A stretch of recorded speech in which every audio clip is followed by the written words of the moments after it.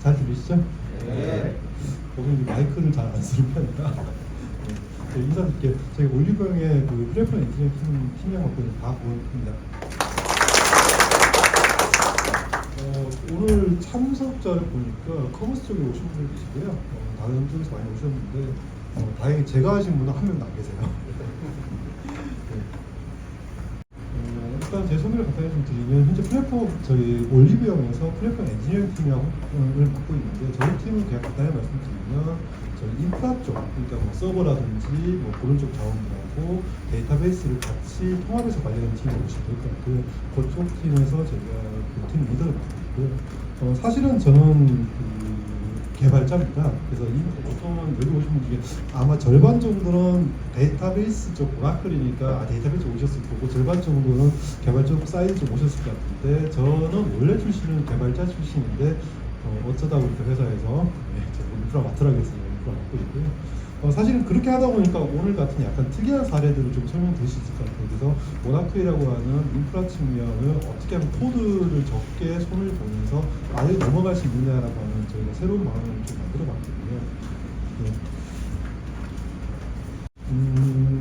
일단 올리브영을 여기 보면 성비가 남성분이 많이 계시잖아요. 사실은 이게 제일 힘들어요. 남성분이 많이 계시는데 올리브영 그리면 제일 힘들어요. 설명드리기. 그래서 밖에서 외부 분들 오시잖아요. 올리브영이 어떤 회사인지 설명드리면 남자분 되게 힘들어하시는데요. 2030 여자분들은요 너무 쉬워요. 우리 집 앞에 내가 월급 받으면 월급 누방을 올리브영에서 하고 있다는 걸 하고 있는데 보시면 아시겠지만 뭐 저희 올리브영은 대부분 생각하시는 거 지나다니시면 올리브영 가게가 많습니다. 서울 같으면 지하철 입구로 올리브영이고요. 스타벅스 옆에 거의 대부분 올리브영이 있고요. 이렇게 보시면 돼요. 스타벅스 옆에 올리브영 있고 저희 옆에 던킨 도너츠 있고 이렇게 대부분 다 모여 있습니다. 매장은 전국에 한 1,300개 정도 되는 정도고 서울에 보시면 너무 많아서 요 동네만 해도 한 5개 쫙 있거든요. 근데 지방은 잘 없더라고요. 그래서 서울에 한 전국에 1,300개 매장을 가지고 있는 꽤 큰 규모를 가지고 있고요. 오프라인뿐만 아니라 사실은 조금 헷갈리잖아요. 올리브영은 가게만 있는 거 아니야 라고 특히 남자분들은 많이 그렇게 느끼세요. 사실은 오프라인도 생각보다 잘 나갑니다. 저희가 현재 그 오프라인 같으면 세일 때 한 9만에서 10만 정도 DA가 동점이 나오는 거고요. DA로 치면 한 120만 명 정도 되는데 120만 명 밖에 안 되냐고 하시겠지만 사실은 버티컬 몰 중에 제일 큰 편입니다. 그래서 오늘의 집이라든지 아니면 무신사나 저희랑 거의 비슷한 형태로 보시면 설마 올리브영이 하시겠지만 실제로 그렇습니다. 그 다음 글로벌 몰도 저희가 존재하고 있는데 이쪽은 사실은 사업 분야 약간 나뉘니까 제가 설명드리기 좀 어려울 것 같고 저희 팀에서 주로 하는 것은 이 오프라인하고 온라인 쪽에 있는 서버 인프라들, 이미 인프라들을 저희가 담당한다고 보시면 될 것 같습니다. 사실 오늘 설명드리는 자료에서 가장 중요한 거는 저희가 올영 세일이라고 하는 부분이에요. 사실은 올영 세일이라고 하는 게 어떤 거냐라고 말씀을 좀 드려야 될 것 같은데 이커머스 회사들은 대부분 다 세일이라고 하는 이벤트 기간을 가지고 있습니다. 저희는 브랜드 세일이라고 해가지고 특정 저희만 하는 브랜드 하는 날 잡는 거고 백화점 같으면 1년에 뭐 철마다 세일 할 거고요. 그 다음에 12번가라든지 아니면 쿠팡 같은 데도 뭐 블랙 프라이데이 같은 거 아니면 크리스마스 시즌 맞춰가지고 이렇게 세일 많이 하시잖아요. 저희는 똑같이 하는데요. 문제가 있습니다. 저희는 1년에 4번 합니다. 그 11번가는 1년에 큰 세일 한 번이거든요. 그러면은 저는 1년에 4번 합니다. 3월, 6월, 9월, 12월까지 하는데 가끔 물어보세요. 며칠 날 합니까? 라고 물어보시면 요 날짜에 첫 번째 주 목요일부터 해서 일주일간 딱 진행합니다. 이때 할 때는 온라인하고 오프라인 같이 하는데 지나다니다 보면 보여요. 올영 세일 합니다 하시잖아요. 그때 온라인하고 오프라인 저희는 항상 같이 합니다. 그래서 온라인하고 오프라인도 하는구나 이렇게 보시면 될 것 같아요. 근데 이게 4번씩이나 있다는 게 사실 저희 입장에 좀 중요해요. 이런 큰 세일이 4번씩이나 있다는 게 정말 중요해요. 왜? 4번이나 해야 되는 거예요. 저희 입장에서는. 사실은 오늘 설명드리는 자료에서 가장 중요한 거는 저희가 올영 세일이라고 하는 부분이에요. 사실은 올영 세일이라고 하는 게 어떤 거냐라고 말씀을 좀 드려야 될 것 같은데 이커머스 회사들은 대부분 다 세일이라고 하는 이벤트 기간을 가지고 있습니다. 저희는 브랜드 세일이라고 해가지고 특정 저희만 하는 브랜드 한 날 잡는 거고, 백화점 같으면 1년에 뭐 철마다 세일 할 거고요. 그 다음에 12번가라든지 아니면 쿠팡 같은 데도 뭐 블랙 프라이데이 같은 거 아니면 크리스마스 시즌 맞춰가지고 여기 세일 많이 하시잖아요. 저희는 똑같이 하는데요. 문제가 있습니다. 저는 1년에 4번 합니다. 예. 그 11번가는 1년에 큰 세일 한 번이거든요. 예. 그런 데는. 근데 저는 1년에 4번 합니다. 3월, 6월, 9월, 12월 달에 하는데 가끔 물어보세요. 며칠 날 합니까? 라고 물어보시면 요 날짜에 첫 번째 주 목요일부터 해서 일주일간 딱 진행합니다. 예, 이때 할 때는 온라인하고 오프라인 같이 하는데 지나다니다 보면 보여요. 올영 세일합니다 하시잖아요. 그때 온라인하고 오프라인 저희는 항상 같이 합니다. 그래서 온라인을 하면 오프라인도 하는구나 이렇게 보시면 될 것 같아요. 근데 이게 4번씩이나 있다는 게 사실 저희 입장에 좀 중요해요. 이런 큰 세일이 4번씩이나 있다는 게 정말 중요해요. 왜? 4번이나 해야 되는 거예요, 저희 입장에서는. 근데 세일을 한다고 했을 때 저희가 규모가 어느 정도 수준이냐면 저희가 평시 오늘하고 비교했을 경우에 가장 몰리는 날하고 비교하면요 진짜 거짓말 안 합니다. 딱 10배가 차이 납니다. 그러니까 사용자 DAU는 약간 차이가 나는데 트래픽 들어오는 양이 진짜 10배가 나요. 그래서 저희가 모니터링을 하잖아요. 그러면 세일할 때 딱 세일 끝나고 그 다음 주 모니터링하면 장애 나는 것 같아요. 왜? 매출도 안 올라와, DA도 안 올라와, 트래픽도 안 올라와. 이게 왜 이러지? 알고 보면 장애 난 거 아니거든요. 왜? 저희가 항상 비교할 때 전주 오늘, 그러니까 뭐 전주 수요일하고 비교하게 된다 치면 이번 주 수요일 왜 이렇게 트래픽이 적지? 전주가 많았던 거예요. 그 그래프가 딱 그리면 쫙 깔려있죠. 사실 거의 10배 가까이 트래픽이 늘어나는데 이 10배 가까이 늘어나는 트래픽을 어떻게 할 수 있느냐가 사실 제일 중요합니다. 사실 커머스 하시는 분 다 똑같은 고민이고요. 아마존도 AWS 만들 때 왜 AWS 만들었어? 라고 들렸던 썰 중에 하나가 크리스마스 때 아니면 블랙 프라이데이 때만 물건 팔아먹고 남의 쓰고 노니까 만들었다는 썰이 좀 있잖아요. 마찬가지 저희도 똑같은 고민을 가지고 있습니다. 10배라고 하는 트래픽을 생각을 해보면요. 저희가 10배 트래픽 받겠다라고 했을 때 제일 쉬운 거 그냥 상시적으로 10배 그냥 늘어놓으면 돼요. 예, 딱 좋죠. 예, 그냥 10배 다 투자해놓으면 딱 끝납니다. 예. 아니면 다른 말로 하면 우리는 어차피 처음부터 클라우드에 있었으니까 클라우드 그냥 증설만 하면 돼요. 딱 좋죠. 근데 저희 회사가 아까 말씀드렸듯이 저희는 오프라인으로 시작한 회사잖아요. 오프라인에서 시작했고 저희가 IT라고 하는 쪽에 발 디딘 지가 불과 5년밖에 안 됐었어요. 온라인 뭘 만들어진 게 딱 5년 됐거든요. 근데 처음에 만들 때 대부분 저희도 대기업이셨으니까 CJ셨으니까 그러니까 대기업들이 클라우드를 썼을지는 아무 할 거고요. 저희도 클라우드에 없습니다. 그러면 생각해 보시면 기존의 IDC 온프라미스에다가 서버를 열심히 적재를 해놨을 거고요. 자 이제 저희 사업이 이렇게 빨리 클 줄 몰랐어요. 저희 전년 대비 놀랄 만큼 사업이 큽니다. 실제로는요. 작년에 저희가 온라인 몰만 한 7천억 정도 매출 나왔거든요. 작은 규모 아닙니다. 근데 그 전에 비하면 또 지표 보시면 거의 한 1년에 한 20-30%씩 계속 커요. 그런데 그 중에 10배가 늘어난 거예요. 이 날만, 일주일만. 자, 그러면 생각해 보시는 거, 그러면 온프라미스에다가 자원을 10배로 쫙 깔아놔. 그러면 일하기 참 편하죠. 네. 근데 실제로 그렇게 하시면 제가 이제 견디가지고 서버를 10개로 사주세요 그러면 40개라고 하시는 분 별로 안 계실 것 같아요. 네, 그래서 저희가 생각해 봤을 때 그러면 세일이 되는 날 어떻게 하면 인프라를 잘 구성할 수 있을까, 잘 서비스를 버티게 할 수 있을까라고 했을 때 저희가 봤을 때는 크게 3가지 영역이 인프라 자원이 모자랄 수 있다라고 저희가 판단을 했습니다. 첫 번째 네트워크예요. 네트워크에서 앞에 회선이 망가지면 못 받을 거고요. 안에 스위치 용량이 모자라면 못 받을 거고요. 드랍을 하겠지만 보통 일반적인 회사에서 네트워크 자원은 생각보다 조금 높여놓고 처음부터 구축이 되어 있고요.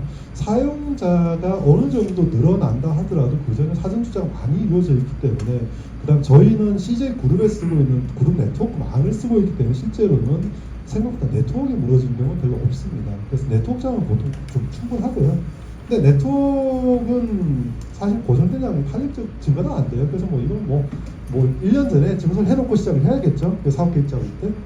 두 번째는 서버 쪽이에요. 자, 서버 쪽을 트래픽 10배 늘었어 라고 생각하면 서버 쪽을 증설 좀 해야 되잖아요. 증설 참 쉬워요. 요즘은 물리장비보다는 다 VM 많이 쓰시니까 그럼 VM 파음을 저희 같은 경우는 사실 저희도 임대장비 쓰고 있거든요. 저희 CJ 그룹에 사용하고 있는 서버 팜에다가 자 VM이 저희가 만약 뭐 20장 이따 가정할게요. 자 세일 들어오니까 여기서 곱하기 4해서 아니 곱하기 5 100대로 드려줘. 오다 내리면 다음날 디플로이 해줍니다. 그러면 저희 쪽에서 이제 디플로이 구성하고 IP만 열심히 잘 받고 AS만 잘 구성하면 서버는 얼마든지 늘릴 수 있죠. 그래서 사실은 서버 쪽은 좀 탄력적인 구성이 가능해요. 네트워크는 어차피 못 늘리는데 서버 쪽은 된단 말이죠. 자 이제 남은 게 하나 또 있더라고요. 데이터베이스가 죽더라고요. 자 트래픽이 처음에는 저희가 워커드가 뭐 5 정도인데 갑자기 100배로 들어왔다고 치면 10배로 들어왔다면 5 곱하기 7은 50%라고 하겠지만 순간은 100% 넘거든요. 죽습니다 그냥. 저희 많이 죽었어요 지금까지. 그래서 데이터베이스도 사실은 렉이 걸리더라. 근데 데이터베이스도 렉이 걸리는데 얘도 사실은 탄력적으로 증가가 좀 어렵습니다. 서버보다 더 힘들어요. 예, 얘는 쉽게 늘리기가 좀 어렵습니다 실제로는. 아까 네트워크하고 마찬가지로 보통은 데이터베이스는 그 전에 많이 증설 좀 많이 해놓고 움직이는 게 좀 많거든요. 이런 것들을 좀 고려해봤을 때 저희 같이 인프라에서 하는 팀들이 해봤을 때 조금 고민이 있는 거예요. 앞에 있는 세 가지 자원들 중에 골치 아픈 자원 두 가지, 서버하고 데이터베이스가 제일 골치 아프고 네트워크가 괜찮은 것 같아요. 근데 이거를 어떻게든 해지를 좀 해보려고 했더니 저희 팀이 가지고 있는 한계가 있습니다. 아까 말씀드렸다시피 저희는 세일을 1년에 4번을 해요. 4번을 하면 세일 한 번 할 때 일주일 딱 하거든요. 그거 준비하는 기간 딱 3개월 있습니다. 3개월도 아니에요. 어떻게 보면 세일하고 나서 사람 다 뻗어버리니까 사실은 2달만 다 끝내야 돼요. 그래서 세일은 3개월 만에 돌아오는 거고요. 그 다음에 셋업하고 테스트하고 준비하는 기간 저희 딱 2달 줍니다. 왜? 셋업해 놓고 잘 돌아가서 테스트하고 넣고 그 다음에 한 주 좀 쉬고 나면 다음 세일 또 봐야죠. 그래서 저희 다른 팀 벌써 울고 있습니다. 세일이 2달밖에 안 남았네요. 사실은 모든 준비가 다 2개월 만에 다 끝나야 돼요. 조금 하드한 미션인 거죠. 다른 데는 보통 1년 있다 세일하니까 6개월 전부터 준비하시면 돼요. 근데 저희 2달마다 석 달마다 계속 돌아오기 때문에 2달마다 계속 준비를 해야 됩니다. 그럼 2달 만에 이런 증설 작업을 다 해야 된다는 얘기밖에 안 돼요. 그래서 문제라고 하는 것을 저희가 해결할 때 가장 중요한 것은 이번 분기에 할 수 있느냐 없느냐, 못하면 없는 겁니다. 자, 서버를 증설하는데요. 자, 데이터베이스 6개월 만에 증설할 수 있어요. 증설할 수 있습니다. 그렇지만 다음 세일은 못해요. 그러면 이거는 안 되는 계획이에요. 저희 경우는. 네트워크 증설 1년 걸려? 그럼 그건 천천히 해. 어차피 이번에는 안 하고 자기 계획으로 따로 팀 꾸려서 해라고 할 수밖에 없어요. 세일을 대응하는 데는 쓸 수가 없습니다. 또 하나의 저희 그 시스템 특성을 보면 이게 사실은 오늘 그 주제의 가장 중요한 주제 중에 하나예요. 그러니까 짧게 준비한다는 한 가지 하고 또 하나는 뭐냐면 쿠팡이나 아니면 요즘 만들어진 배민 같은 케이스는 AWS 마이크로 서비스로 대부분 많이 만들어져 있습니다. 근데 여기 오신 분들의 제가 회사 이름을 살짝 봤는데 MS에 쓰시는 분들이 많지 않은 것 같더라고요. 그래서 똑같습니다. MS를 썼다 안 썼다 이게 좋다 나쁘다를 떠나서 현재 가지고 있는 시스템을 어쨌거나 저희는 사업을 해야 돼요. 10배 트래픽을 받아들여야 됩니다. 저희는 MS에 안 되어 있습니다. 기본적으로 저희 조금씩 바꿔나가고 있거든요. 그래서 저희 시스템은 기본적으로 보면 오라클 데이터베이스 싱글 데이터베이스 하나에다가요 그냥 애플리케이션 올리브영.co.kr이라는 애플리케이션 그냥 톰소스로 그냥 1대1 매핑되어 있는 웹, 와스 데이터베이스 이렇게 되어 있는 모노리틱 구조로 되어 있습니다. 가장 일반적인 구조일 거고요. 여기 와서 계신 분들의 회사의 80% 이상은 저희랑 구성 똑같으실 거예요. 이런 환경에서 어떻게 10배의 트래픽을 받아낼 수 있을 것인가가 사실은 오늘의 주제입니다. 사실은 아까 말씀드렸다시피 저희가 증설을 해야 될 때 네트워크는 안 해도 돼.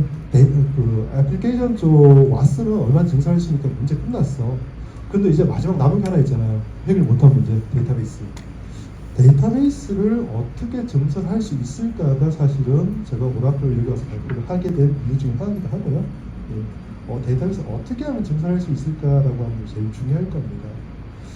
저희 입장에서 보통 저희가 데이터베이스 증설해야 되라고 저희 그 아무나 불러놓고 딱 물어봐요. 물어보면 보통 이 세 가지 답변이 하나 나옵니다.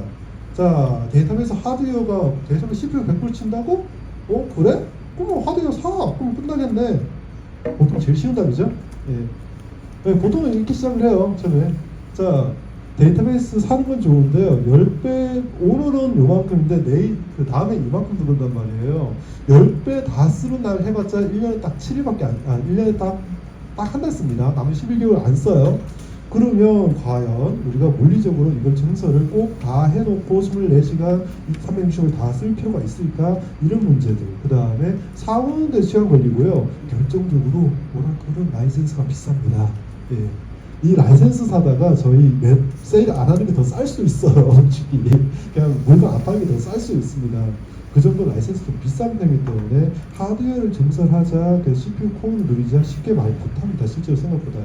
이런 문제가 있기 때문에 일단은 단기간도 안 되고 돈도 안 맞으니까 일단 하드웨어 증설 약간 아닌 것 같아. 조금 나오죠. 자, 그러면 그러면 오라클이 비싸다며. 그러면 다른 방법 쓰면 되잖아요. MySQL 또 오라클 거죠. 마리나 SQL 같은 거 좀 써서 오픈 소스 되어 있는 포스트그레스 같은 거 쓰면 좋지 않아? 걔들은 어차피 공짜니까 뭐 우리가 스케일 하는데 워낙 좋지 않아? NoSQL 좀 돌리든지 몽고디비를 돌리든지 좋은 답이에요. 쉽게 말할 수는 있죠. 근데 그걸 개발자한테 갖다 주면 한 얘기가 있죠. 나보고 애플리케이션 다시 개발하라고? 아니 못할 것 같은데 3개월 만에? 그건 절대로 안 되지. 네, 사실은 말은 쉬운데 실제로 데이터베이스 자체를 전환하는 케이스를 저희가 살면서 몇 번 못 봤습니다. 제가 지금까지 개발한 애플리케이션 한 번 만들어 놓고요. 데이터베이스 교체하는 거 한 번도 저는 해본 적이 없습니다. 실제로는. 그래서 말은 쉬운데 생각보다 어려운 것도 현실입니다. 그래서 일단은 그럼 오픈소스 데이터베이스를 오라클을 MySQL 또는 포스트그레스 바꾸는 거 현실적으로 단기간으로 구현하는 거 불가능합니다. 그럼 두 번째가 없어지는 거죠. 그래? 그러면 MSA를 바꿔가지고 애플리케이션을 좀 쪼개서 하면 안 될까? 똑같은 얘기죠. 3개월 만에 안 됩니다. 이거 절대로. 저희 장기적으로 하고 있어요. 근데 3개월 만에 해야 됩니다. 저희는 작년하고 올해 사이에 트래픽이 30% 이상 저희가 차이가 나요. 같은 세일인데. 그러면 1년 준비해가지고요. 1년 있다가 좀 나아지지 않을까요? 1년 있다가 트래픽 2배 됩니다. 역시 못하는 건 똑같아요. 그래서 MSA로 한다는 게 말은 쉽지만 장기적으로 투자가 너무 많이 들어가기 때문에 단기적으로 할 수 있는 저희 팀에서 할 수 있는 미션은 아니었다는 거죠. 자, 그러면 이렇게 저렇게 다 안 된다고 좀 어떻게 하자는 거야? 라고 위해서 이제 말씀을 하시겠죠? 네, 그래서 저희는 약간 다른 방법 좀 찾아봤습니다. 이제부터 본론으로 들어갈 거고요. 저희 약간 다른 방법 찾아봤는데 사실 과거부터 저희가 좀 생각을 해보는 거예요. 제가 원래 옛날에 다녔던 회사는 아프리카 TV라고 하는 회사를 좀 다녔었어요. 아프리카 TV는 MySQL 베이스로 시스템이 거의 대부분 되어 있었고요. 그 회사는 어떻게 썼었냐면 데이터베이스를 마스터 노드 하나 두고 리플리케이션을 막 붙이는 거예요. 쭉 붙이는 거야. 근데 실제로 MySQL 쓰시는 분들 다 이렇게 쓰십니다. 싱글 마스터 갖다 놓고 리플리케이션 노드를 여러 개 쓰는 거 많이 쓰세요. 근데 오라클에서는 RAC가 지원되기 때문에 액티브 노드를 많이 쓰시죠. 근데 오라클에서 액티브 노드를 많이 쓰는데 MySQL은 액티브 그 다음에 리플리케이션을 많이 마스터 리플리케이션 모듈을 많이 쓰거든요. 근데 이게 왜 차이가 나느냐? 오라클 MySQL은 노드를 옆으로 늘리는 게 쉬운데다가 원래 생겨온 것 자체가 RAC 구조를 지원을 못했었어요. 그렇게 하다 보니까 많은 구조에서 대부분 다 리플리케이션 모듈을 쓰십니다. 그럼 얘들도 RAC 쓰면 될 거 아니야? 첫 번째 안 되는 거 말씀드렸죠? 라이센스 가격이 비싸서 못 삽니다. 저희 그냥 노드 하나 늘리면 그냥 몇십억 그냥 툭 날라가요. 너무 큽니다. 근데 저희 그거 계속 유지하기 어렵거든요. 자, 그래서 저희는 생각했을 때 MySQL의 리플리케이션 모델을 오라클에서 사용할 수 없을까라고 저희는 생각을 좀 바꿔봤어요. 꼭 오라클 쓴다고 꼭 RAC 써서 확정을 시키는 게 올바른 답인가라고 저희가 다시 퀘스천을 던져본 거예요. MySQL에서 리플리케이션에서 확정했던 경험이 많은데 왜 오라클에서 그게 안 되지? 라고 해본 거죠. 실제로 여기 보시면 여기 나와 있는 MySQL 도식이 되어 있는 게 가장 일반적으로 그냥 인터넷에서 MySQL 리플리케이션 치면 딱 이거 그림 첫 번째 나옵니다. 그냥 베껴온 거거든요. 가장 많이 쓰는 구조니까 그럼 우리도 오라클의 이 구조를 만들어 보자라고 시작을 한 거예요. 자, 근데 MySQL은 저 구조가 좀 쉬운 게 태생적으로 얘들은 리플리케이션이 태생적으로 MySQL 3.때부터 이미 리플리케이션 구조가 다 있었습니다. 근데 오라클은 리플리케이션 구조가 기본적으로 없어요. 저는 개발자 출신이라고 말씀했잖아요. 그래서 저희 DB한테 물어봤죠. 우리 MySQL처럼 리플리케이션 하면 안 돼? 안 되는데요. 정말 그거더라고요. 방법을 찾았죠. 저희가 리플리케이션을 구성한다고 생각하면 일단 생각해 볼 수 있는 것들이 좀 있어요. 오라클에서 리플리케이션이 불가능하냐라고 물어 불가능하지 않습니다.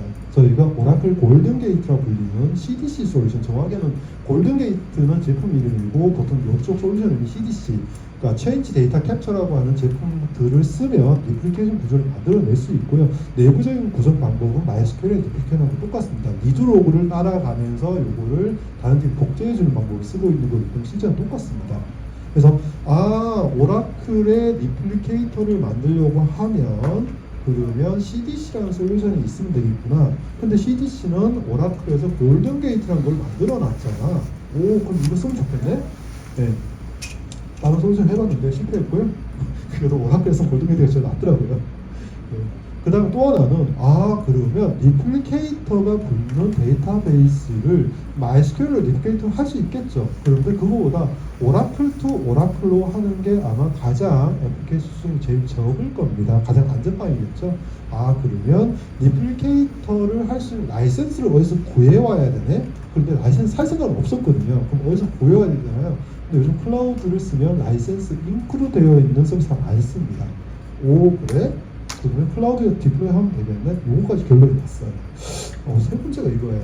애플리케이션도 손봐야지. 왜냐하면 기본적으로 저희 애플리케이션 다 마스터를 보면 돼 있을 거잖아요. 근데 이걸 리플리케이션 구조를 애플리케이션을 손을 봐야 되는 것도 하나의 큰 미션이죠. 자, 요 세 가지 요소 중에 앞에 두 개는 해결될 것 같은데 마지막 애플리케이션 수정하는 부분이 하나 남았어요. 사실은 세 번째 때문에 많이 드롭을 하시는데요. 좀 이따가 저희가 어떻게 그걸 구성할 수 있는지 소스 코드를 보여드릴게요.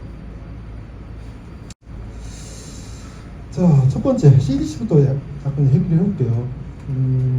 골든 게이트는 대부분 많이 쓰고 계십니다. 오라클 쓰시는 분들은 골든 게이트는 거의 대부분 라이센스 많이 가지고 계시더라고요. 보통은 사용하시는 이유가 내가 그 기관계하고 기관계 사이, 그러니까 저 온라인 몰하고 제가 오프라인 DB 사이 복제를 하거나 아니면 데이터 플랫폼 쪽, 그러니까 데이터 분석계에다가 전달하는 용도나 이런 용도로 많이 쓰세요, 실제로는요.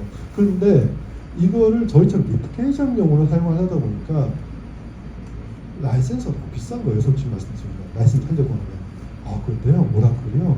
요즘, 여기서 얘기하면 되나? 오라클이 좀 혜자인 게, 골든 게이트가 최근에 나온 버전이, 모르겠습니다. 저희가 들은 얘기는 이거예요. 우리나라에서 처음으로 클라우드 버전의 골든 게이트를 썼다라고 하는 레퍼런스가 저희라고 얘기를 하시더라고요. 실제 그런지는 모르겠어요. 네. 오라클에서 최근에 그 작년인가에 발표된 제품이 골든 게이트가 OCI 버전, 클라우드 버전 발표가 됐는데요. 이게 좋은 게 클라우드 버전이 나왔는데 라이센스가 인크루드 되어 있는데도 불구하고 원 CPU당 1시간에 1.3달러밖에 안 해요. 내가 소스 데이터베이스의 코어가 20코어든지 30코어든지 100코어든지 소스 서버가 몇 대든지 관계없이 오라클 클라우드의 라이센스만 사시면 됩니다.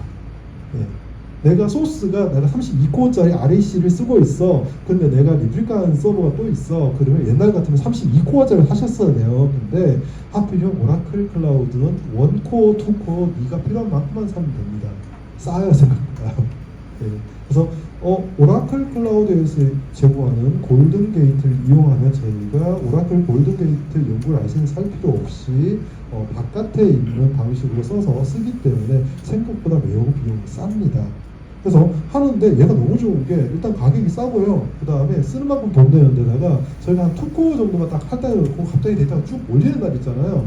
그날은 자동 오토스케일 지원자 올라갔다 내려옵니다.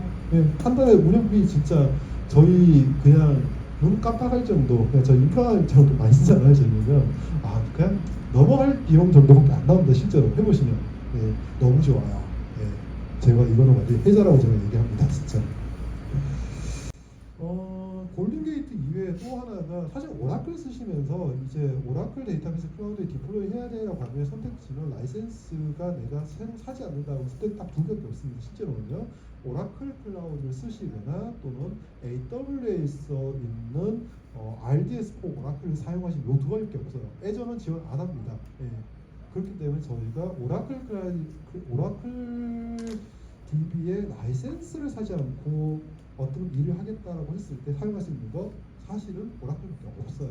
왜 그러냐 따져보면 사실 오라클에서 만들었으면 잘해주시겠죠. 일단 옵션 자체가 다양합니다. VM도 되고요, RAC도 되고요, 베어메탈도 되고요, 심지어 엑사데이터도 임대가 가능해요. 그래서 엑사데이터를 제가 살 필요 없이 시간 단위로 과금이 가능합니다.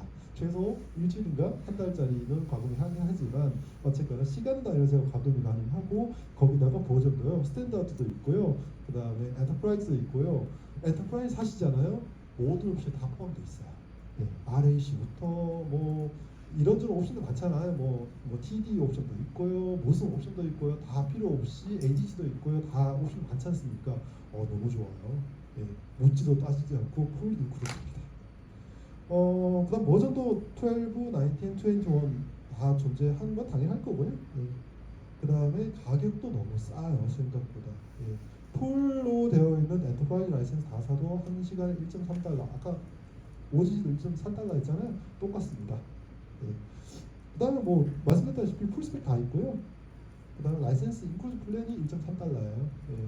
사실은 이거를 AWS에 갖다 놨을 때 쓸 수 있었을까라고 생각하면 저는 못 씁니다. 왜? AWS는 스탠다드 버전밖에 없어요. 엔터프라이즈 라이센스 적용 안 합니다. 그래서 엔터프라이즈 쓰시는 분들이 AWS 같이 쓸 수 있을까? 조금 힘들죠. 예. 그래서 사실은 저희도 처음에 고민했던 게 이거예요. AWS 저희도 시도했다가 저희도 드롭하고 OCR에 넘어온 거거든요. 오라클 클라우드 가장 좋은 점 중에 하나는 오라클 데이터베이스 지원이 워낙 강력하다는 겁니다. 이렇게 했을 때 저희가 구성도를 한번 그려봤어요. 그래서 구성도를 보시면 좌측 맞죠? 네. 좌측에 있는 게 저희 쪽 온프라미스 쪽이고요. 사실은 온프라미스 쪽은 손 하나도 안 댔습니다. 인프라 구성 하나도 안 바꿨어요. 예, 온프라미스 쪽은 그냥 웹하스 데이터베이스 그냥 있는 대로 쓰고요. 오리진 서버 그냥 그대로 놔뒀습니다. 하나도 손 안 댔고요. 클라우드 쪽에다가 2개의 자원만 디플로이 했습니다. 데이터베이스가 RAC가 됐던, 베어메탈이 됐던, 엑사가 됐던, 뭐가 됐던 저희가 원하는 데이터베이스 하나만 디플로이 하고요. 그 다음에 오라클 OGG 하나 디플로이 하고요. 그 다음 그 사이에 전용선 연결하고 끝냈습니다. 그러면 기존에 있던 인프라 자원을 손을 하나도 안 댔기 때문에 사실은 저희가 관리할 수 있는 포인트가 매우 단순해지고, 세일 끝나면 오른쪽에 있는 작업 그냥 싹 셧다운하면 끝납니다. 저희 세일 끝나면 그 다음 바로 셧다운 해버려요. 예. 매우 간단한 구성할 수 있죠. 실제로 이거를 인프라 자체를 구성하는데 약 한 달 정도 기간밖에 소요가 안 되더라고요. 실제로 시간 제일 많이 걸리는 건 전용선 까는 거예요. 예. 전용선이 깔려 있다라고 생각하면, 자 세일 2달 있다가 시작하니까 자 오늘부터 시작하라고 하면 저희 엔지니어들이 이제 시작하는 게, 자 이제 데이터베이스 크리에이트 하고요. 그 다음에 VCM 만들고요.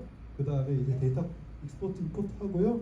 그 다음에 골든 게이트로 싱크 시키면 딱 끝납니다. 그거까지 딱 하는데 딱 한 달 걸리더라고요. 그것도 이제 익숙해지니까 야 얼마나 걸릴 것 같니? 그러니까 한 3일만 주시면 될 것 같은데 얘기하시더라고요. 예. 물론 여기서 중요한 거는 데이터를 익스포트 임포트하는 시간이 제일 많이 걸립니다, 실제로는요. 그래서 요거 하시는데 보통 한 일주일씩 걸리고 그러세요. 예, 그거는 뭐 각 회사마다 다르니까 저희는 한 일주일 걸리더라고요. 근데 이것도 이제 너무 많이 하다 보니까 잘하고 계십니다. 자, 그래 이제 인프라 구성은 어떻게 하는지 알겠어라고 이제 보통은 넘어가세요. 인프라 구성은 표준적인 거니까 이렇게 하면 되겠네까지는 가요. 리플리케이션 구성한다고? 리플리케이션 구성 잘했네. 간단하잖아. 아까 구성도 보시면 기존에 있던 거에 오른쪽에다가 OGG하고 데이터베이스 인스턴스 새로 만들면 끝나는 거고, 그 사이에 네트워크 구성하는 건 어차피 저는 딸고, 그래서 인프라 구성하는 거 이렇게 만들어주세요 하면 뭐 간단한 거네요 하고, 그 데이터베이스 엔지니어한테, DBA한테 이렇게 다 데이터 임포트에 너무 빨리 끝나요. 자, 이제 남은 건 개발자죠. 네, 개발자를 설득하셔야 됩니다. 애플리케이션을 손을 보셔야 되는데 생각보다 이게 개발자 저항이 좀 심할 겁니다. 저희가 애플리케이션을 도입하겠다라고 딱 첫마디 딱 하잖아요. 그러면 개발자들이 그거 애플리케이션 뭐 어떡하라고, 이거 뭐 우리 시스템 다 또 고치라고? 안 돼, 이렇게 시작하실 거예요. 네. 제가 개발자 출신이잖아요. 그래서 제가 개발자 속성 잘 압니다. 보통은 인프라 쪽에서 뭐 하겠다라고 하면 아까처럼 리플리카 만든다고 하면 안 돼라고 시작하실 거예요. 자, 그래서 애플리케이션을 손볼 때 애플리케이션 이 수정도 사실 저희 팀에 했습니다. 네, 제가 개발자 출신이라 제가 시켰죠. 애플리케이션을 할 때 저희가 기본적으로 세운 원칙이 있습니다. 일단 책임을 질 수 있을 정도로 책임질 수 있는 코드만 만들어야 되고, 그 다음에 투명하게 동작해야 되고, 그 다음에 변경 필요한 명령만 최소로 변경해야 한다는 기본적인 원칙을 세웠습니다. 그래서 프레임워크 전체, 저희 스프링 프레임워크 쓰고 있거든요. 이거 전체를 건드는 일은 절대로 없다. 자, 스프링 버전 업데이트 이런 것도 없고요. 스프링을 MS의 구조 좀 바꾸면 안 될까요? 이런 것도 없습니다. 프레임워크 전체 구조 바꾸지 않고요. 철저하게 우리가 사용할 영역에 대해서만 리플리케이션을 걸겠다라고 하는 것도 저희는 원칙을 세웠습니다. 자, 리플리케이션을 어디서 어디까지 걸지 모르겠어. 자, 대표님 이거예요. 결제 같은 걸 리플리케이션 걸면 잘 돌아갈까요? 안 돌아갑니다. 깨집니다. 결제 같은 거 너무 안 되고요. 상품 전시나 리뷰 같이 철저하게 컨트롤할 수 있는 영역에 대해서만 쓰겠다라고 하는 거예요. 또 하나는 별도의 장비나, 그러니까 아까 리플리케이터 구성하기 이외에 별도의 뭐 프록시 장비나 아니면 뭐 어떤 새로운 애플리케이션 뭐 중간 레이어를 많이 둬가지고 이런 거 안 된다 결정을 했습니다. 그 다음에 언제든지 내가 롤백이 가능해야 된다. 아, 리플리케이터 만들어놨잖아요. 자, 이거 제거합시다라고 했더니 웬걸 애플리케이션 고충이 너무 많아가지고요. 새로 개발하겠다 이렇게 하면 아까 자원 디플레이션 같은 거를 계속 관리를 해야 되잖아요. 그럼 관리 코드 늘어나지 않습니까? 저희 팀이 안 좋아요. 그래서 언제든지 뺐다가 넣었다가 할 수 있는 환경이 제공돼야 된다는 것도 있었고요. 그 다음에 간략하게 개발자들이 신경 쓰지 마. 이거 하나만 넣으면 돼. 제발 안 된다고 얘기하지만 이거 한 줄만 넣어주면 끝날 거야. 네가 개발한 거 이거 한 줄 넣는 거 어렵니? 이렇게 가이드 할 수 있도록 간단해야 한다는 원칙을 세웠습니다. 많이 쉽죠? 이거 어떻게 하겠습니다. 네, 근데 되더라고요. 해보니까. 이게 회사 안 잘리려고 하다 보니까 되더라고요. 네, 저희가 했을 때 사용한 기술은 스프링에 이미 많이 알려져 있는 기술 두 가지. 하나는 조금 덜 알려져 있고 하나는 많이 알려진 기술입니다. 스프링에서 저희 보면 다이나믹 데이터 소스라고 해가지고 하는 기능인데 이건 잘 모르시는 거고요. 나머지 AOP를 많이 쓰실 거예요. 일단 앞에 있는 다이나믹 데이터 소스는 뭐냐 하면 데이터 소스가 두 개 이상이 있다고 했을 때 내가 A라는 데이터 소스를 쓸지 B라는 데이터 소스를, 그러니까 A라는 오라클 데이터를 쓸지 B라고 하는 데이터베이스를 쓸지를 소스 레벨에서 결정할 수 있는 게 바로 다이나믹 데이터 소스입니다. 요거 간단해요. 그래서 요거는 URL 그냥 다이나믹 데이터 소스 치시면 아예 나옵니다. 어떻게 쓰라고 코드 샘플 나와 있고요. 다행히도 제가 뒷장에다가 샘플 코드를 아예 저희 돌아가는 코드를 해놨으니까 보여드릴게요. 네, 그래서 스프링에서 데이터 소스를 동적으로 바꿀 수 있는 방법이 한 가지가 있고요. 이 기술을 이용하면 자, 언제는 리플리카를 보고 언제는 마스터를 보면 되겠죠. 그러면 하나의 소스가 언제 갈라치기 할 수 있다는 얘기가 돼요. 아, 그러면 한 가지 해결됐죠. 리플리카를 바라보는 시점을 내가 결정할 수 있다는 좋은 점이 생겼죠. 또 하나 두 번째는 AOP입니다. AOP는 아실 거예요. 자, 어떤 특정 컨디션이 만나면 이 컨디션을 만나면 어떤 동작을 해라고 하는 AOP. 그러니까 자, 로그를 남겨줘. 로그를 남기는 코드를 이 코드에 넣지 말고 인터셉터가 앞뒤에다가 로그를 남겨주는 코드가 있으면 되지 않겠니? 대부분 필터 같은 거 많이 쓰시고 인터셉터 같은 거 많이 쓰십니다. 그래서 스프링에 있는 AOP 기능을 이용한다면 특정 어노테이션을 만났을 경우에만 리플리카를 본다면 되지 않겠니? 라고 하는 거예요. 아까 말씀드렸잖아요.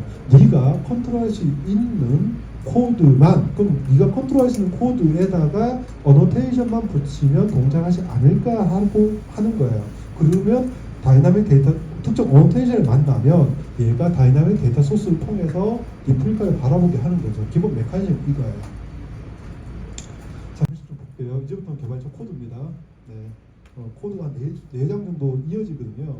네, 나중에 이 코드가 현재 지금 퍼블릭으로 나와 있지는 않은데 이거 찾아보면 나옵니다. 소스 코드 사실은요. 네. 그래서 요거는 저희가 아마 이번 달 중에 이번 달 안 되겠구나. 이제 다음 달 정도에 아마 요 코드는 저희 쪽그 텍블로그에 있으니까 아마 거기에 퍼블리싱을 저희가 따로 할 예정이고요.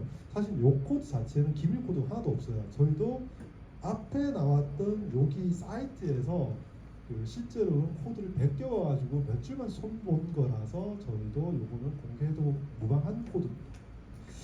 자, 코드를 좀 보시면 먼저 왼쪽에 있는 게 리플리케이션을 하기 위해서 어노테이션을 선언하는 코드예요. 자, 리플리카 데이터 소스라는 어노테이션을 선언해 놓고요. 오른쪽에 보시면 실제로 저희가 스프링의 어떤 특정 서비스, 자, 나 리뷰는 리플리카를 탈 거야 라고 하면 어떻게 하면 돼요?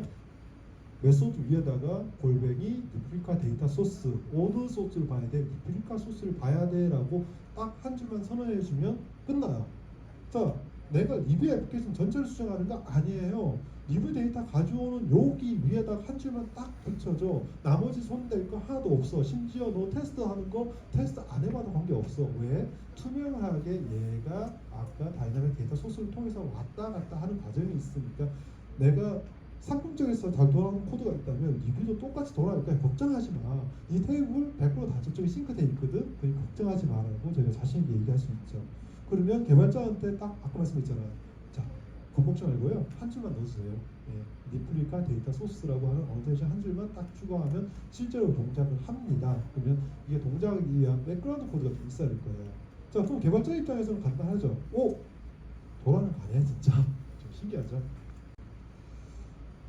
요거는 실제로 아까 다이나믹 데이터 소스가 임플리멘테이션 과정을 보여주는 거예요. 다이나믹 데이터 소스라고 하는 부분들 익스텐드 해가지고 하는 거고요. 여기서 보면 어떤 특정한 영역을 만나면 임플리케이션 소스를 바꿔 그래서 set 타겟 데이터 소스라는 게 왼쪽 하단에 보이실 겁니다. 그게 바로 어떤 특정한 값을 만나면 요거를 임플리케이션 그 데이터 소스를 바꿔줘. 그래서 언제는 이걸 보고 언제는 저걸 보고라고 해달라고 하는 거고요. 여기 실제로 빈으로 만들어진 건데 저희가 아까 롤백을 좀 편하게 하기 위해서 빈을 이 소스 코드를 그냥 놔둔 상태에서 저희가 빈을 안 만들어 놓은 이유는 그 빈 생성하는 거를 if 필요하면 생성시킬 거야. 저희가 스프링 4로 되어 있거든요. 그래서 애플리케이션 XML에 모아놨어요. 곧 제일 끝에 나옵니다.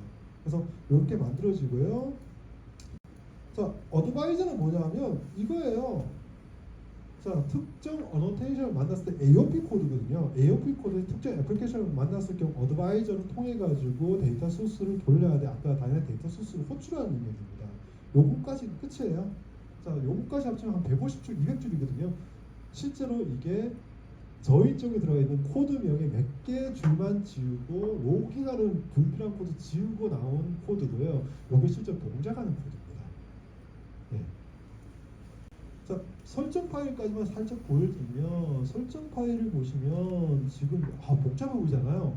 실제로 안 복잡해요. 이거 비늘로 만들면 안 하셔도 돼요. 근데 저희가 비누를 안 만든 이유는 이 설정 파일을 주석 처리해버리면 AOP가 꺼져버리기 때문에 그러면 롤백이 편하게 하기 위해서 저희가 이렇게 한 거고요. 보통은 이렇게 하실 필요 없습니다. 예, 실제로 그 다이내믹 데스 사전서 보시면 다 어노테이션으로 다 처리했고요. 저희처럼 애플리케이션적 XML이나 모아놓은 사람 거의 없습니다. 저희는 그냥 하다 보니까 이렇게 된 거고요. 스프링 부트 쓰시는 분들 특히 이렇게 안 하셔도 되고요. 스프링 4 쓰시는 분들은 기준을 이렇게 사용하셔도 될 겁니다. 여기 보면 빈 생성하고요, 뭐 브라브라 있고요. 그 다음에 왼쪽은 다이내믹 데이터 소스 아까 빈으로 되어 있어야 되는 거를 저희가 실제 인버킹하는 영역이고요. 오른쪽은 AOP를 동작시키기 위한 영역입니다. 그래서 만일 이벤트 끝났어, 여기 있는 라인 싹 지우면요, 그냥 옛날 그냥 돌아갑니다. 예. 기존에 아까 짜놨던 코드 이거 돌아가는 거 아니야? 돌아가진 않아요. 왜 안 돌아갈까요? 예.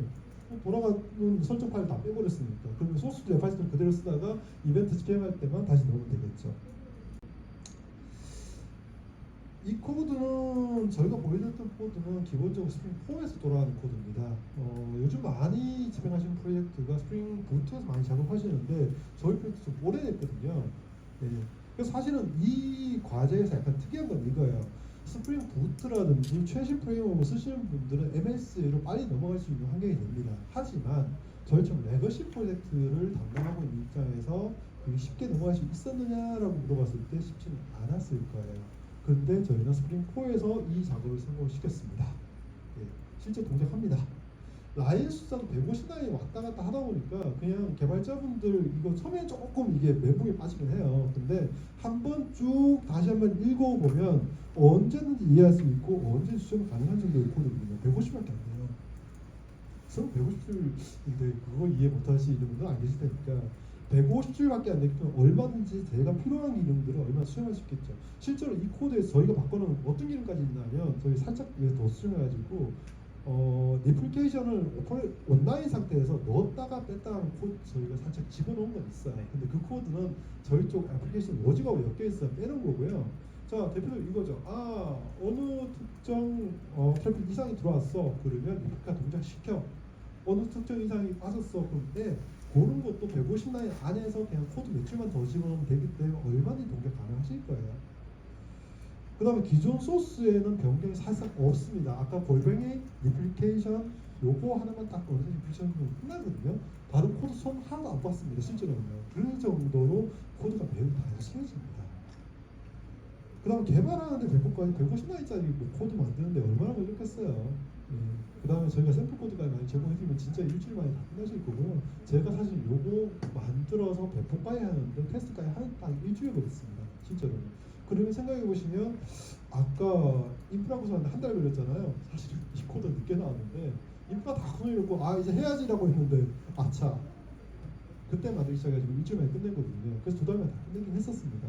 네, 조금 위험한 짓을 하긴 했지만 네, 너무 잘 돌아가더라고요 생각보다.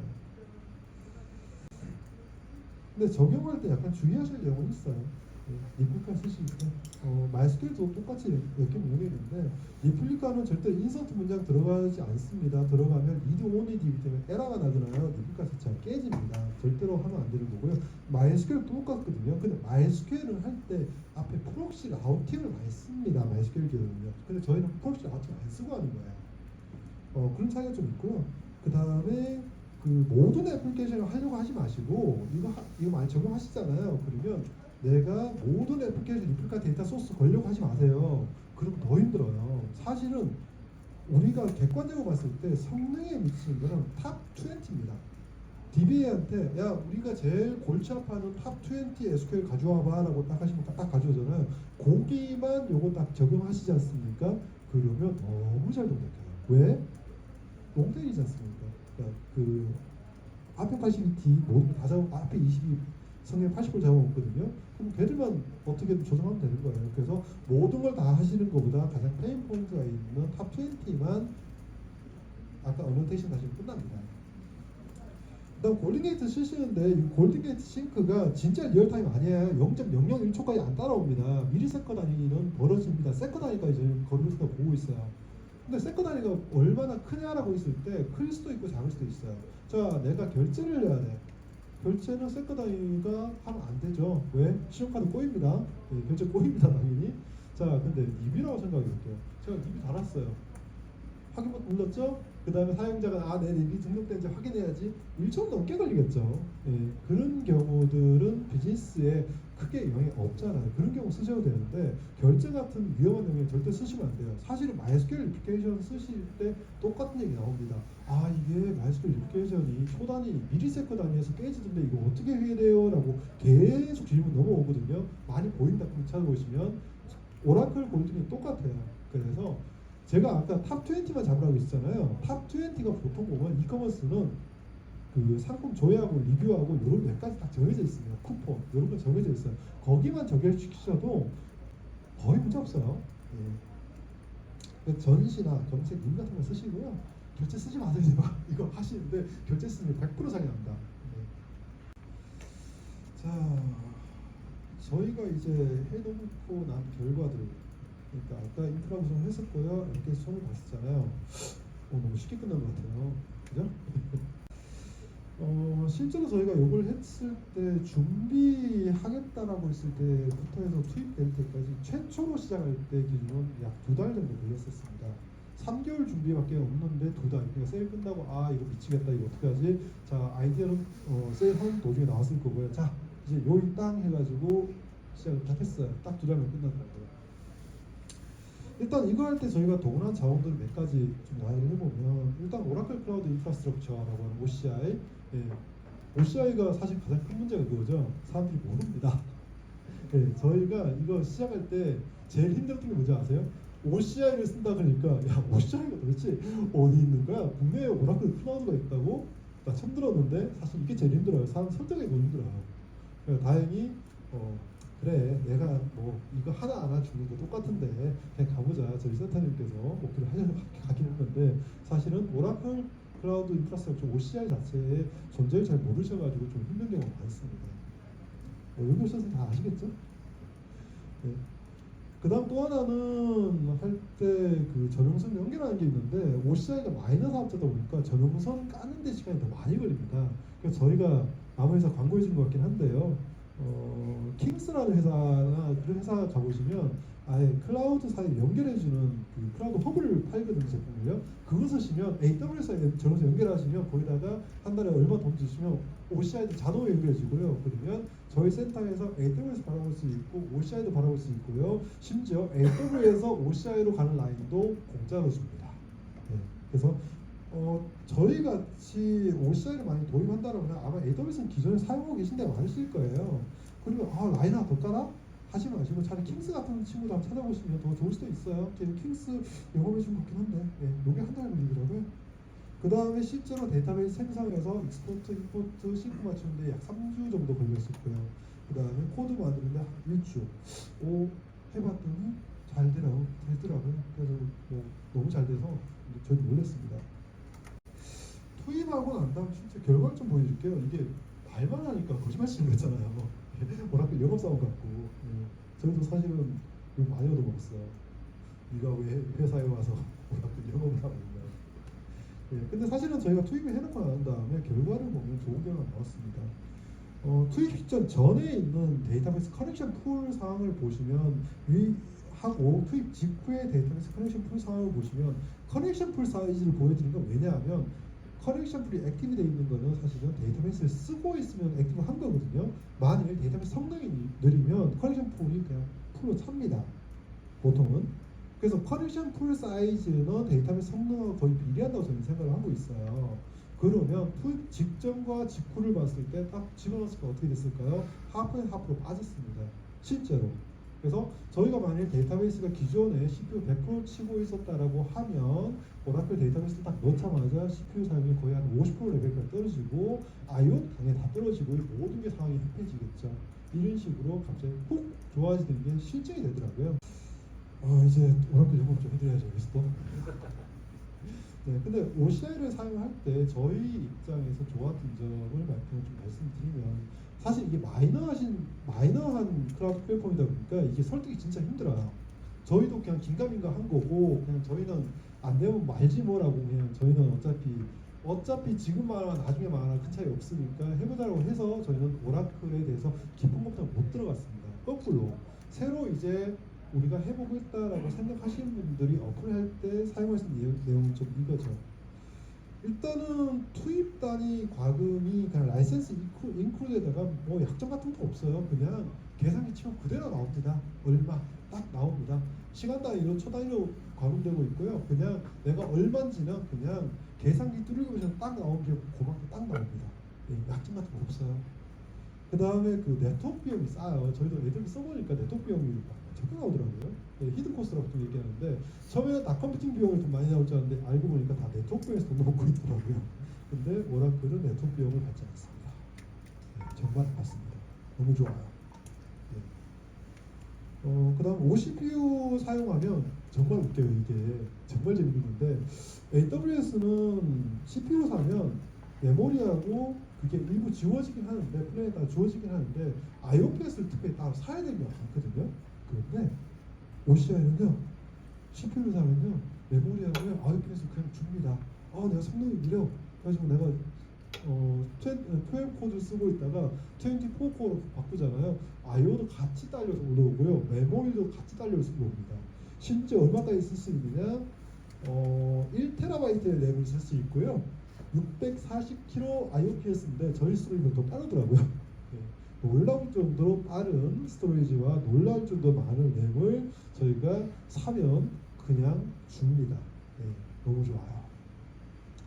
그 다음에 히든 코스트가 없다라는 게 또한 특징이고요. 사실은 요거 해보시면 AWS는 절반은 컴퓨팅 비용이고요. 나머지 절반은 서포트부터 해서 네트워크 비용해서 뭐 비용 쭉 따라오거든요.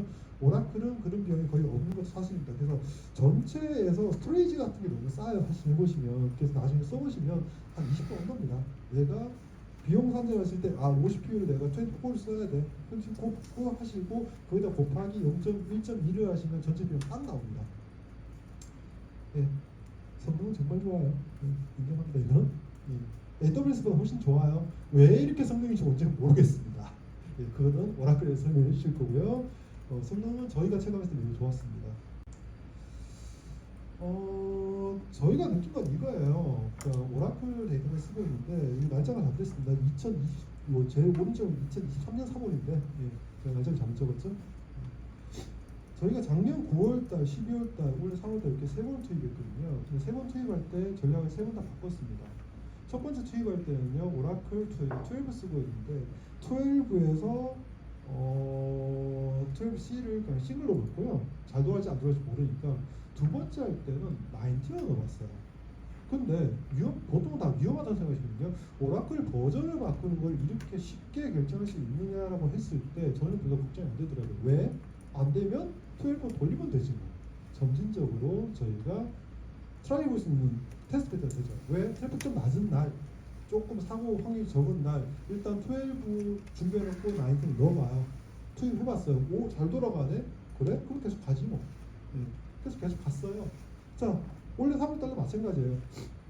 엑셀을 한번 넣어볼까라고 생각이 들더라고요. 아, 그래? 그럼 한번 넣어보지 뭐. 지난번에 잘 돌아가면 19 남아있잖아. 19 놔둔 상태에 엑셀을 넣어봤죠. 잘 돌아가긴 했어요.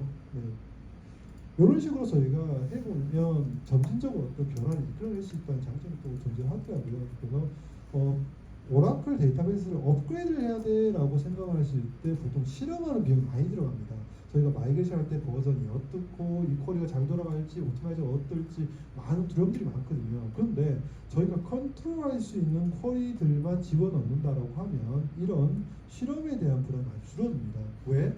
안 되면 얘는 안 넣으면 그만이거든요. 그 다음 튜닝하고 그 다음에 넣으면 되는 거거든요. 근데 보통 저희가 오라 마신 갈 때는 한 번 실패하면 전체 롤백을 해야 되잖아요. 사실 그것 때문에 테스트 과정이 엄청 복잡한데 거꾸로 저희처럼 컨트롤 가능한 영역만 넣겠다 생각하면 안 들어오면 하나 찾아서 걔만 튜닝하면 돼요. 그 다음 다음날 다시 넣으면 돼요. 얼마나 좋습니까? 근데 사실은 너무 쉽게 보는 거 아니야 라고 생각할 수 있는데 저희 실제 그렇게 일합니다. 이제 거의 결론인데요. 사실은 저희처럼 이커머스를 하는 입장에서 보면 트래픽 폭주하는 게 제일 부담이에요. 특히 저같이 인프라팀을 담당하고 있는 사람 중에서 트래픽 좋아하는 거 별로 좋아하는 거 없거든요. 그런데 이런 입장에서 저희 같으면 할 수 있는 게 일단 스팟 인스턴스 필요해. 당연히 필요할 거고요. 그것 때문에 클라우드 전환하겠다 저희도 계획이 있습니다. 하지만 단기간에 해야 된다라고 생각하는 부분이 들어간다면 조금 달라지죠. 그래서 이런 스팟 인스턴스를 쓸 때 OCI가 꽤 괜찮은 답이다라고 생각을 하게 됐고요. 또 하나는 저희가 쓰는 만큼 자 일주일만 쓸 거야 그러면 앞뒤 다 합쳐서 2주일만큼의 예산만 잡아놓고 저희가 투자를 한다라고 하면 상당히 위에 승인을 받으면 편하겠죠. 자 우리가 원래 투자를 하기 위해서 자 원래 트래픽이 일주일에 10배가 몰릴 거니까 5배의 투자 비용을 주세요라고 하면 제가 비용을 타내기 힘들겠지만 일주일 돈 버는 만큼 그만큼의 투자만 운영비 주시면 될 것 같습니다 라고 하면 그래서 그래? 안 뽑는다고? 주지 뭐. 좀 편하겠죠. 그래서 적절한 비용, 대규모 투자가 필요하지 않고 적절한 운영 비용으로 쓴다라고 하면 꽤 괜찮은 모델이 아닌가 싶기도 해요. 마지막 세 번째는 레거시. 저희처럼 레거시가 많이 남아있는데 보통은 빅뱅 형식으로 많이 하시거든요. 그러면 대부분 많이 실패하십니다. 1년 동안 재개발 하시는 거예요. 그 다음에 했더니 웬걸 다음달 서버 터져. 보통은 그거 튜닝하는데 한 2달 또 걸립니다. 그런 생각한다면 레거시 시스템을 빅뱅으로 체인지하는 것보다 조금씩 실험을 해 나가면서 MS에도 일부 바꾸고 데이터베이스 버전도 점진적으로 올려가는 전략을 취한다면 훨씬 일하기 편하지 않을까 하는 생각이 좀 들어요. 왜냐하면 빅뱅을 하다가 실패하면 금융에서 많이 그런 경우 아시죠? 명절 때 잡았는데 월백 당했어요. 아이 이러면서 그런 경우 많으시잖아요. 그런 것보다는 차라리 조금씩 레거시 구조를 인정을 하고 여기서 필요한 만큼만 변화하는 게 훨씬 좋다고 저는 생각을 하고 있습니다. 네, 여기까지고요. 네, 그럼 이것으로 팀장님 세션을 마치는 것으로 하겠습니다. 오늘 참석해 주셔서 너무 감사드립니다.